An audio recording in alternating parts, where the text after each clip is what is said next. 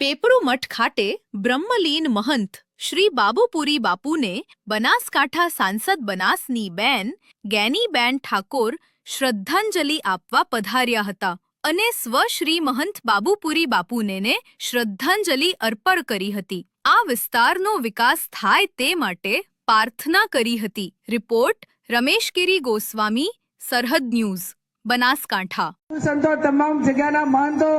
जયારે બિરાજમાન હોય ત્યારે મારે કોઈ ધાર્મિક વાતો કરવી એ મારા માટે અયોગ્ય ગણાય, કેમ કે તમે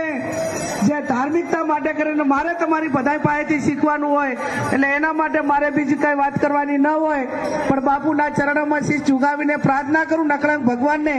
કે આ જગ્યાનો પ્રભાવ છે એનાથી પણ અનેક ગણો પ્રભાવ રહે અને આવનાર સમયની અંદર આ વિસ્તારમાં જનહિતના લોકોના હિતના કાર્યો આ જગ્યા થકી થાય એ જ ભગવાનને પ્રાર્થના કરી ફરી બાપુને શ્રદ્ધાસુમન અર્પણ કરું છું અને નવા બાપુના ચરણોમાં, હરદેવપુરીના ચરણોમાં શીશ ઝુકાવીને પ્રાર્થના કરું કે ખૂબ લાંબુ આયુષ્ય આવે એમનું થાય અને આ જગ્યામાં ખૂબ સારા કાર્યો થાય એવી નકળામ ભગવાનને એમને શક્તિ મળે,